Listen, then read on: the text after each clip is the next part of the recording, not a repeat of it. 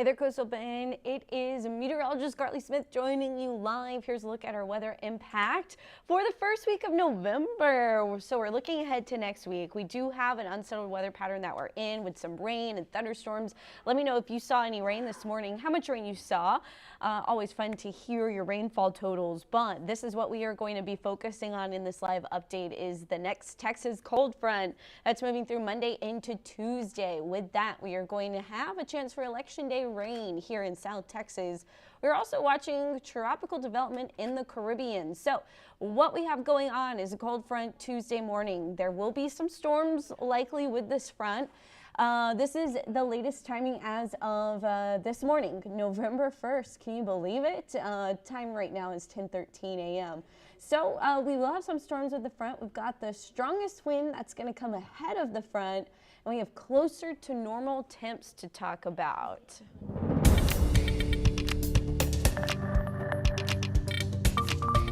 Hey there, Coastal Bend. Once again, I'm Meteorologist Carly Smith. Thank you so much for joining this live update. The time now is 10:14 on November 1st. It is a Friday, y'all.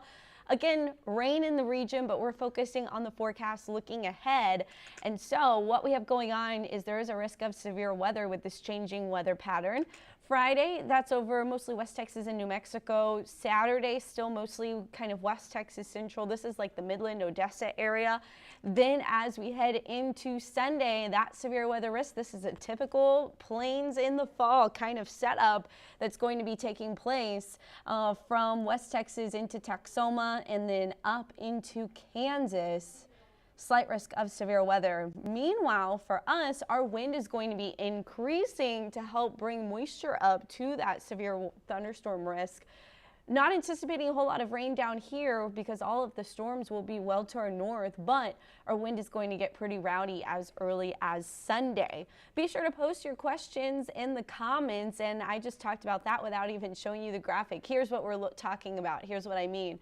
Texas, North Texas, up into Oklahoma and Kansas, all under a level 2 slight risk of severe weather. Now we are going to break it all down on Futurecast. So our front that is stalled just to our north lifts north throughout the day today. So it's going to transition from that stationary front to a warm front eventually. On the graphics it does so, but as it's lifting north, that is technically a warm front. What we see are thunderstorms developing as that boundary is shifting north, then they kind of line out into almost a squall line across portions of West Texas and into Oklahoma. This is Saturday, so there's a risk of severe weather in this region of Texas on Saturday as the warm front's lifting north.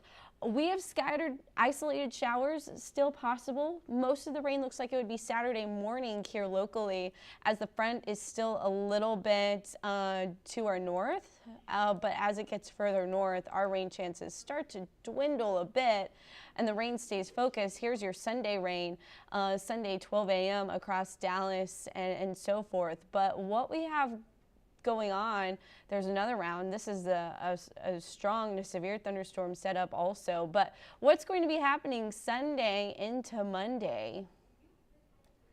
This will likely be another risk of severe weather across the plains on Monday.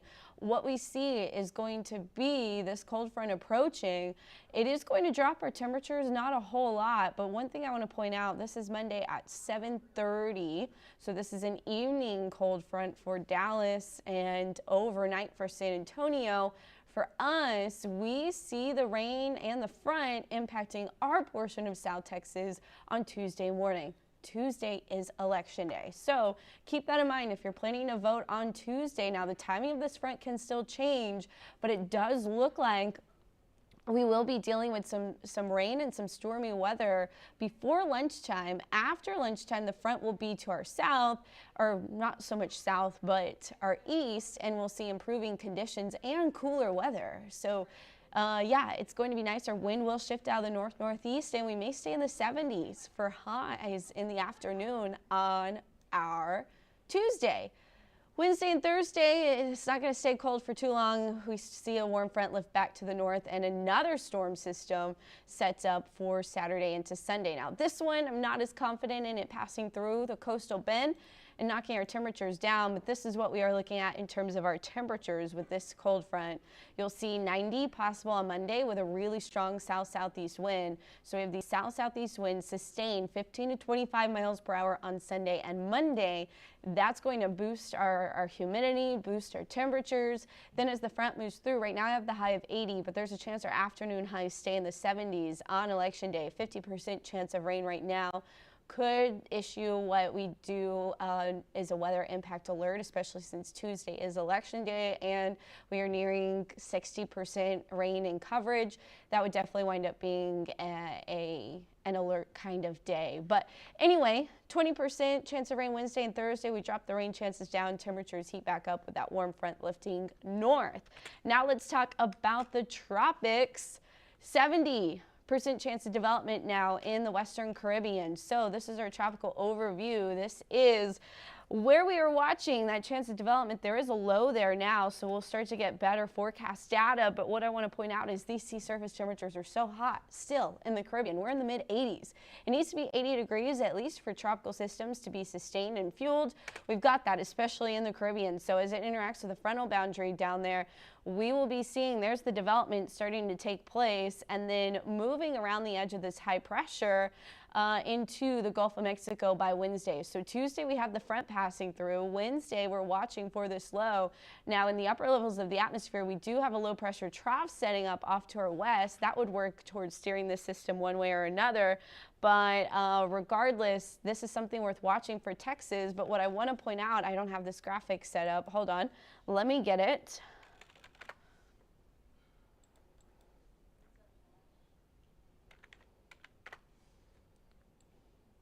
These are our upper level winds, or our wind shear is going to be fairly high across Texas. Now, not so much right over the Gulf, so that could still allow for something to try to come toward Texas, but this really strong wind shear in Texas would work to break apart and weaken anything that heads our way. So that's why I'm not worried about Texas right now, but this is going to be worth watching for sure as it enters the Gulf. We're going to keep you up to date with the latest. It is November. Hurricane season doesn't officially end until November 31st, but Texas has never had a landfalling hurricane past mid-October. So hopefully it stays that way.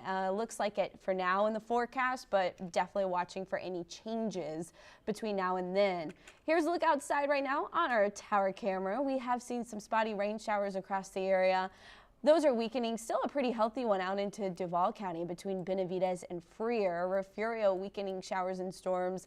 Unfortunately, it does look like a lot of the moisture has set up, of course, over the Gulf of Mexico, right? So right up through here, and this is going to be moving more so north. So a lot of this blob of energy is going to miss us, and it's going to start to slowly drift into portions of Matagorda, the Matagorda Bay area, Victoria possibly, and then up toward Galveston.